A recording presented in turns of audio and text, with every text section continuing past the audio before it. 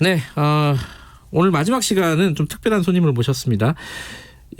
오늘 헌법재판소에서 한일 위안부 합의가 이게 위헌인지 아닌지 이거 최종 판단을 내릴 예정입니다. 그러기도 하고 위안부 문제는 아직까지 해결되지 않은 뭐 여러 가지 우리 사회 문제 중에 가장 큰 문제 중에 하나가 아닌가 싶습니다.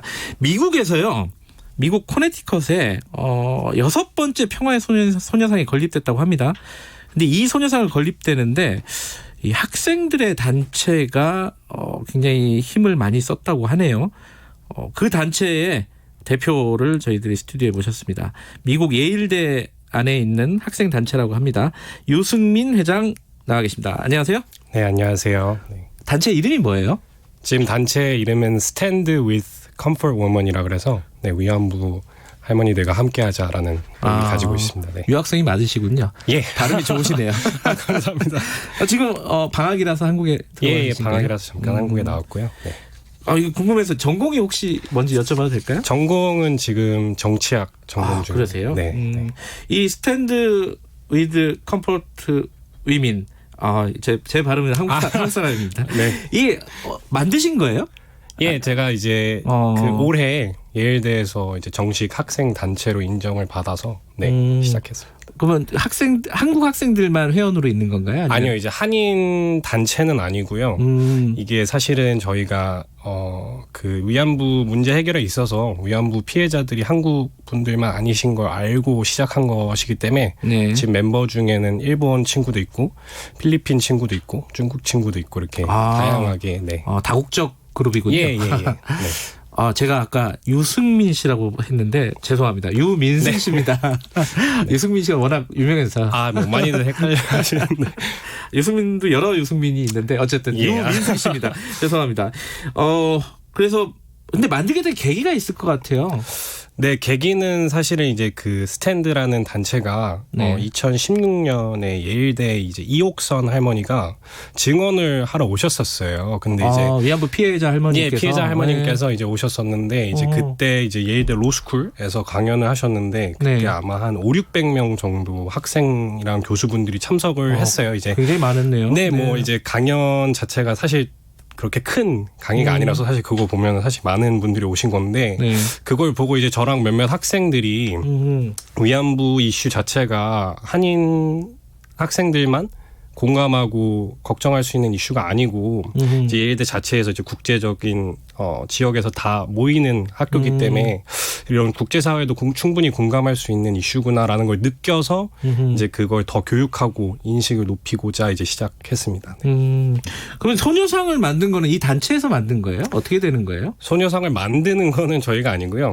이제 그 한국의 정의기억연대 그 수요 시위하시고 이제 많이 지원하시는 분들이 이제 그 작가분들이랑 제작을 해서 보내주신 거고요. 그러니까 그 돈이나 모금이나 이런 거나 모금은 이제 저희도 조금 하고 이제 대부분은 이제 정의기억연대에서 많이 지원을 해주셨죠. 근데 이제 중요한 게 사실 이 소녀상은 항상 문제가 돈이 문제가 아니라 어디에 세울 수 있느냐 이거 문제잖아요. 그렇죠. 처음에는 예일대 안에다가 세웠다면서요? 처음에는 이제 그 예일대 안에 그 아시아계 미국인 문화센터라는 곳이 있어요. 그래서 이제 그 앞에 그 단체와 이제 저희가 협업을 해서 자체적으로 준비를 했던 게 제일 먼저고 이제 올해 5월에 건립을 했었습니다.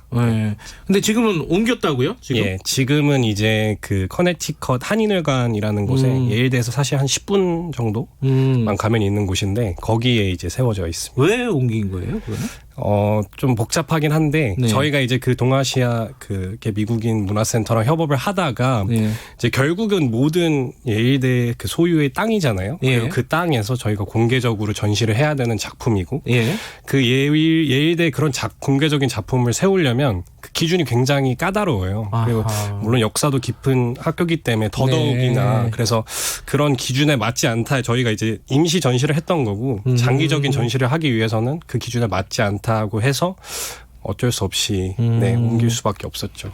그 기준이 뭔데 안 맞는 거죠? 기준은 이제 크게 두 가지인데요. 첫 번째는 이제 한 작가의 그런 그 작품 자체가 희소성을 띄워야 하고 두 번째는 이제 그 설치되어 있는 장소랑 연관이 되게 깊어야 해요. 근데 물론 저희 측에서도 이제 그 기준에서 당연히 동의할 만한 네. 주장을 하긴 했지만 피력은 했는데 그렇지만 네. 이제 결국에는 이제 예일대 소유의 땅이고 네, 그래서 뭐 언젠가는 예일대 안으로 다시 들어가는 것도 언젠가는 수 있겠네요. 그렇죠? 네, 그건 저희 충분히 뭐 항상 원해왔던 거고요. 문제는 사실 그 동아시아계 문화가 미국 학교에서 아직 주류가 아니기 때문에 그런 점에서 좀 어려운 점이 있습니다. 그거 진짜 이제 졸업할 때가 다 되셨다면서요? 이제 이제 그럼 후배들이 아마 그러면 그런 어떤 운동이나 이런 것들을 펼치겠네요. 그렇죠? 네, 뭐 저희 바람은 이제 이어나가는 걸. 근데 한 가지 궁금한 게 이제 그 유학생들이 많을 거 아닙니까? 그 미국 학생들도 많을 거고 다른 나라 학생들이 위안부 문제를 얘기를 들으면은 반응이 어떻습니까? 어떤 관심을 보여요? 솔직히 말씀드리자면 잘 몰라요. 그래요? 잘 모르고 그 위안부라는 그런 역사적 그 이벤트가 일어난 것 자체도 사실 잘 모르고 왜 문제가 되는지도 이해를 잘 못해요. 그래서 그런 점이 사실 많이 어렵고 네, 그렇습니다. 그러면 이해를 시키려고 이제 이 단체 스탠드 위드 컴포트 위민 여기서 이제 맞죠. 어려우니까 스탠드라고 합시다.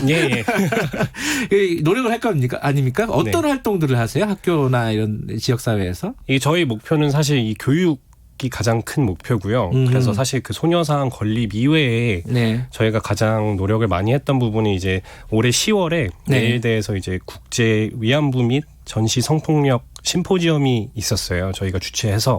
스탠드에서 주최를 해가지고. 스탠드랑 이제 정의기억연대 지원이 있었고 같이 공동 주최로 했었는데 이제 그때는 저희가 원했던 거는 그 위안부에 대한 배울 수 있는 자리를 형성하는 것뿐만이 아니라 이게 전시 성폭력 자체가 사실 지금 전 세계에서도 일어나고 있는 현상이고 그거에 대한 심각성을 좀 알리고자 그 심포지엄을 준비했었고 이제 뭐 일본에서 그 처음 그 위안부 서류를 공개했던 그 요시미 요시아키 교수님이라고 계시는데 그분도 오셨었고 뭐 미국 전 하원 의원 마이크 혼다본도 오셨었고 뭐 코소보, 콜롬비아, 루안다 그런 전쟁 피해자 분들도 직접 와주셔서 좀 대화를 했던 자리였습니다.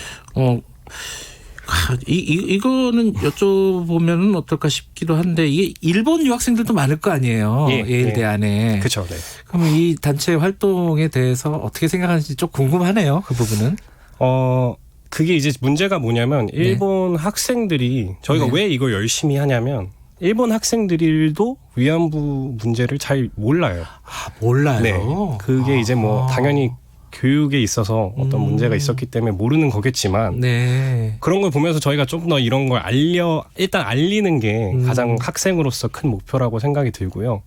예일대에서 그 일본 역사학 교수 하시는 분들도 계시는데 저희가 처음에 조언을 많이 구하려고 찾아뵀는데 그분들은 오히려 그런 말씀을 하셨어요. 이런 확실치 않은 역사는 굳이 알릴 필요가 없다. 하지 말라. 이런 말씀을 하시더라고요. 근데 그런 걸 보면서 왜 굳이 그런 뭔가 이렇게 국가의 원수들이 타결해서 만든 역사가 꼭 역사일 필요는 없잖아요. 그래서 그런 일본 학생들도 모르는 걸 보고 저희가 더 알리려고 노력하고 있습니다. 좀 일본 학생들한테 이런 거 얘기를 하면은 이해는 잘 합니까? 몰랐던 사실이라도? 그래서 이제 그 심포지엄 때 그 미국 그 동부 쪽에서 일본 학생들이 좀 왔어요. 그래서 처음에 제가 어떤 느낌이냐 이런 자리에 있으면 근데 조금 불편하다고 하더라고요. 그렇겠죠. 근데 당연히 불편한 거는 저희가 사실 다 인정을 해야 되는 거고 그래도 뭔가 이렇게 깊게 설명을 하고 그 자리에서 그 학생들한테도 자기들의 감정을 설명할 기회를 주면 그리고 대화를 이끌어 나가면 충분히 받아들일 자세가 있다는 거